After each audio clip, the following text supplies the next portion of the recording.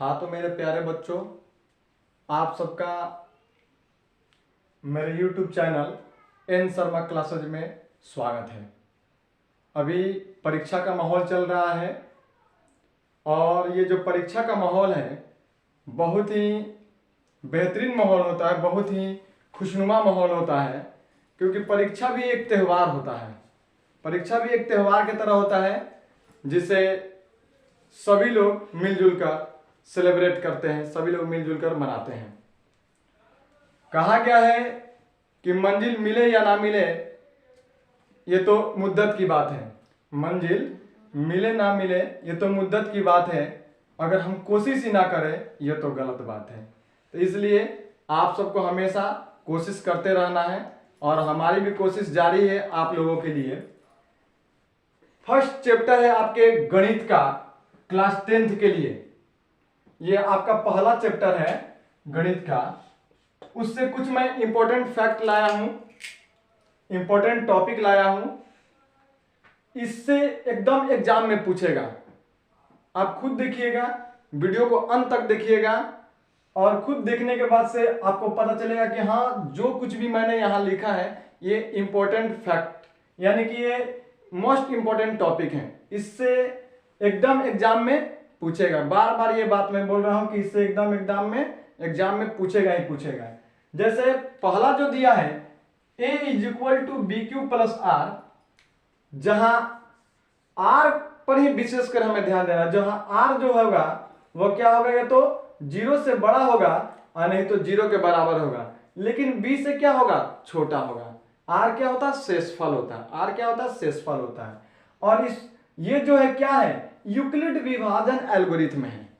आता है ऑब्जेक्टिव में क्वेश्चन खासकर कि निम्न में से कौन यूक्लिड विभाजन एल्गोरिथम है। तो ये यूक्लिड विभाजन एल्गोरिथम क्या हो जाएगा, a = bq + r। ये भी आता है कि यूक्लिड विभाजन एल्गोरिथम जो है उसके शर्त क्या है। तो ये जो मैंने यहां लिखा है ये उसके शर्त हैं कि r जो होगा वो 0 से बड़ा होगा या 0 के बराबर होगा, परंतु b से क्या होगा, छोटा होगा। b से क्या होगा, छोटा होगा। दूसरा देखिए, यूक्लिड विभाजन एल्गोरिथम से HCF यानी कि मासा ज्ञात किया जाता है। यूक्लिड विभाजन एल्गोरिथम जो है उससे क्या ज्ञात किया जाता है, मासा ज्ञात किया जाता है, जिसको हम लोग HCF भी कहते हैं। तीसरा देखिए, भाज्य संख्या। हाँ, यहां जो देख रहे हैं हम लोग भाज्य संख्या, भाज्य संख्या को ध्यान से देखिएगा कि जिनका गुणनखंड 2 से अधिक हो, जिनका गुणनखंड 2 से अधिक हो वे क्या होती हैं, भाज्य संख्या होती है। जैसे मैंने कुछ एग्जांपल यहां दिया है, जैसे मैंने यहां लिखा 4, यानी कि 4 का गुणनखंड किया गया है तो 1 2 4, 2 से अधिक हो रही है, इनकी इसके गुणनखंडों की संख्या क्या हो रही है, 2 से अधिक हो रही है, तो 4 क्या है, भाज्य संख्या है। दूसरा एग्जांपल है 6, इसके गुणनखंड क्या है, 1 2 3 6, यानी कि इसकी भी गुणनखंडों की जो संख्या हो रही है 2 से अधिक हो रही है, तो 6 भी क्या है, भाज्य संख्या है। उसके बाद आगे देखते हैं अभाज्य संख्या। क्या है, अभाज्य संख्या, यानी कि जिनका गुणनखंड केवल 2 हो, जिनका गुणनखंड क्या हो, केवल 2 हो। कहने का अर्थ है कि जिनके गुणनखंडों की जो संख्या हो केवल क्या हो, 2 हो। जैसे यहाँ एग्जांपल में देखिए, यहाँ पर मैंने लिखा है 2, और 2 का गुणनखंड जो होंगे वो कौन होंगे, 1 और 2 होंगे। उसी प्रकार 5 का गुणनखंड क्या होगा, 1 और 5 होगा। 7 का गुणनखंड क्या होगा, 1 और 7 होगा। इस तरह से हम देख रहे हैं कि इनके गुणनखंडों की जो संख्या है वो कितने हैं, 2 है। इसलिए ये 2 5 7 क्या है, अभाज्य संख्या। क्या है, अभाज्य संख्या।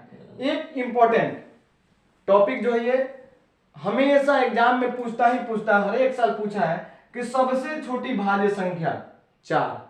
सबसे छोटी भाज्य संख्या कौन है, तो 4 है। और सबसे छोटी अभाज्य संख्या कौन है, तो 2 है। सबसे छोटी अभाज्य संख्या कौन है, तो 2 है। उसके बाद आते हैं कि 2 लगातार संख्याओं का HCF क्या होगा। 2 लगातार संख्याओं का HCF यानी कि महत्तम समापवर्तक जो होगा वो क्या होगा, तो आपका 1 होगा। उसका आंसर क्या होगा, 1। उसके बाद से कि 2 क्रमागत सम संख्याओं का HCF क्या होगा। जैसे कि 2 क्रमागत, क्रमागत का मतलब होता है कि लगातार, लेकिन यहां पर एक बात क्या दे दिया है, सम संख्या। क्या कर दिया है, सम संख्याओं का, यानी कि 2 क्रमागत सम संख्याओं का HCF क्या होगा, 2 होगा। क्या होगा? 2 होगा। अब उसके बाद से देखिए, दो अभाज्य संख्याओं a तथा b, जरूरी नहीं है कि यहाँ a तथा a और b ही रहे, कोई अन्य संख्याएं भी हो सकती है, लेकिन किस संख्याओं की बात कर रहा है कि अभाज्य संख्याओं की बात कर रहा है।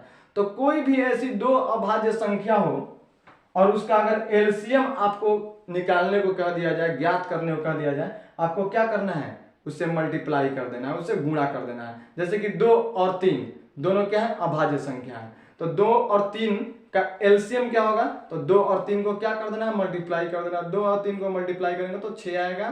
तो 2 और 3 का एचसीएफ क्या हो जाएगा? एलसीएम क्या हो जाएगा? 6 हो जाएगा। क्या हो जाएगा? 6 हो जाएगा। जैसे यहां देखिए, दो अभाज्य संख्याओं a तथा b का एलसीएम होगा क्या? ab मतलब a इंटू बी। वैसे ही एक यहां पर ये फॉर्मूला बहुत ही इंपॉर्टेंट है, ये आपको याद रखना है। HCF into LCM, HCF into LCM जो होता है किसके बराबर होता है? पहली संख्या गुणे दूसरी संख्या। ये भी कभी आपके ऑब्जेक्टिव में पूछ देता है कि एचसीएफ इंटू एलसीएम बराबर क्या होता है? तो पहली संख्या गुणे दूसरी संख्या। और देखिए, इससे आप चाहें तो और भी इसके मदद से आप और भी फॉर्मूला और भी सूत्र बना सकते हैं खुद से। जैसे कि कोई ऐसा प्रश्न दिया हो जिसमें एचसीएफ दिया हो, एलसीएम दिया हो और पहली संख्या दी हुई हो, दूसरी संख्या पूछ दे, तो बस आपको दूसरी संख्या को क्या करना है? जहां है वहीं रहने देना है। पहली संख्या को लाकर बट्टा में कर देना है एचसीएफ इंटू एलसीएम बटा पहली संख्या, यानी कि एचसीएफ इंटू एलसीएम बटा पहली संख्या जो हो जाएगा वो दूसरी संख्या के बराबर हो जाएगा।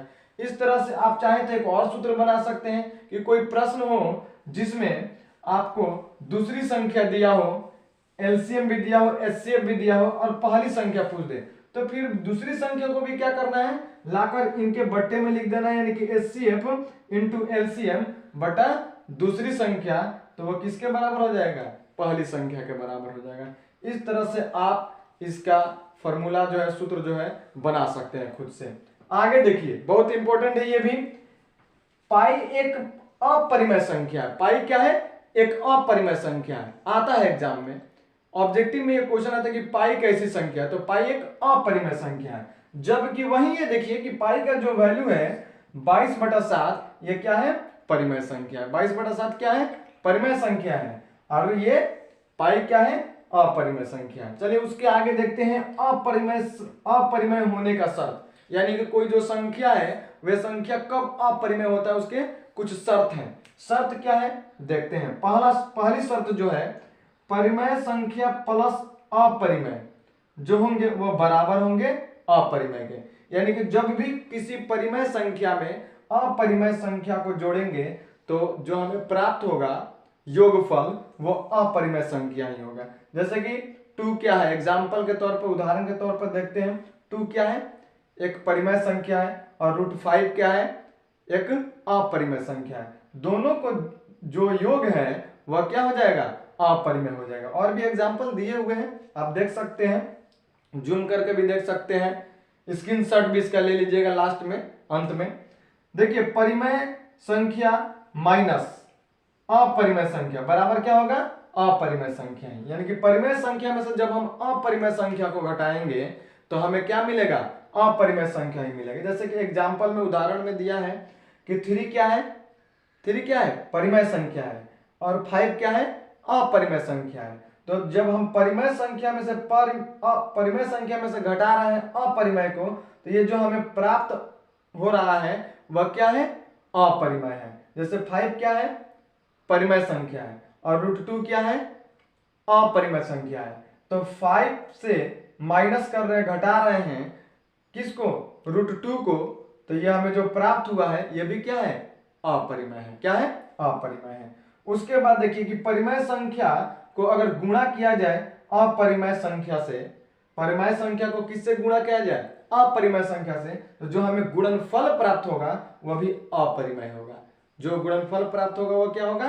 अपरिमेय। यानी कि एक जो परिमेय संख्या है और उस परिमेय संख्या को अगर हम गुणा करें अपरिमेय से, तो गुणनफल भी हमें अपरिमेय ही प्राप्त होगा। उदाहरण यहाँ पे आपको दिया गया है, देख लीजिएगा। चौथी शर्त अपरिमेय होने का जो शर्त है, परिमेय संख्या और उसको भाग दिया जाए अपरिमेय से। कोई परिमेय संख्या और उसको भाग किसे दिया जाए? अपरिमेय से। तो हमें जो भागफल प्राप्त होगा वह क्या होगा, अपरिमेय ही होगा। जैसे कि यहाँ पर 2 यानी कि जो 2 है वह परिमेय है और √3 क्या है, अपरिमेय है। तो 2/√3 भी क्या हो जाएगा, अपरिमेय हो जाएगा। एक और एग्जांपल यहाँ पर आप देख सकते हैं। अब आते हैं आपको जो ये आपके सब्जेक्टिव में भी हेल्प करेगा, ऑब्जेक्टिव में भी हेल्प करेगा। यहां पर मैंने बताया है दशमलव प्रसार। दशमलव प्रसार कितने तरह के होते हैं, 2 तरह के होते हैं, शांत और अशांत। शांत और अशांत। जो शांत दशमलव प्रसार है उसका मैं एक उदाहरण लिया हूं कि 0.5 यानी कि दशमलव के बाद से एक निश्चित अंतराल के बाद से संख्याएं जो क्या है रुक जा रही हैं, तो वो जो कौन उनका दशमलव प्रसार जो होगा कौन सा होगा, शांत दशमलव प्रसार होगा। वो परिमेय संख्या होंगी, वो क्या होंगी, परिमेय संख्या होंगी। इधर आते हैं अशांत में। अशांत भी 2 होती हैं। अशांत दशमलव प्रसार भी 2 तरह की होती है, आवर्ती और अनावर्ती। तो जो आवर्ती दशमलव प्रसार होते हैं, आवर्ती दशमलव प्रसार, अशांत आवर्ती दशमलव जो होते हैं उनका यहां पर एक उदाहरण भी दिया हूं कि 6.6 0.6 क्या है, 0.6 0.6 पर क्या दिया गया है, रैकरिंग दिया गया। क्या दिया गया है, रैकरिंग दिया गया है। इसको हम लोग बार भी बोलते हैं। और ये 0.6 जो है आपका रैकरिंग है, बार है। तो ये आप देख सकते हैं कि कोई ऐसी संख्या हो जिस पर रैकरिंग दिया हो, बार दिया हो, वो संख्या क्या होगा, परिमेय संख्या होगा। लेकिन उसके साथ साथ उसका दशमलव प्रसार क्या होगा, तो अशांत आवर्ती होगा। क्या होगा, अशांत आवर्ती। अब उसके आगे देखते हैं अनावर्ती, अशांत अनावर्ती। यानी कोई दशमलव प्रसार, कोई संख्या है उसका दशमलव प्रसार अगर हम कर रहे हैं तो अशांत अनावर्ती कब हो जाता है, तो संख्या को देखेंगे कि दशमलव के बाद से भिन्न भिन्न अलग अलग संख्याएं आ रही हो, यानी कि दशमलव के बाद से वह शांत हो ही नहीं रहा है, अलग अलग तरह की संख्याएं क्या हो रही है, आ रही हैं। जैसे कि उदाहरण मैं यहाँ पर दिया हूं कि 0.234 आगे डॉट डॉट डॉट डॉट ऐसे दे दिया हूं। ये कैसी संख्या होंगी, अपरिमेय। यानी कि जिस संख्या का दशमलव प्रसार अशांत अनावर्ती हो वह संख्या अपरिमेय संख्या होगी। वह संख्या क्या होगी, अपरिमेय संख्या होगी। और जिस संख्या का दशमलव प्रसार अशांत आवर्ती हो वह संख्या क्या होंगी, परिमेय संख्या होंगी। और जिस संख्या का दशमलव प्रसार शांत होंगी वह क्या होंगी, परिमेय संख्या होंगी। ये आपका पूरा आपका एक चैप्टर का है, बहुत इंपॉर्टेंट है, वास्तविक संख्या का है। ये आप इसको स्क्रीनशॉट भी ले सकते हैं। और एक बात कि वीडियो को लाइक, सब्सक्राइब और शेयर जरूर कीजिएगा। ठीक है, ओके।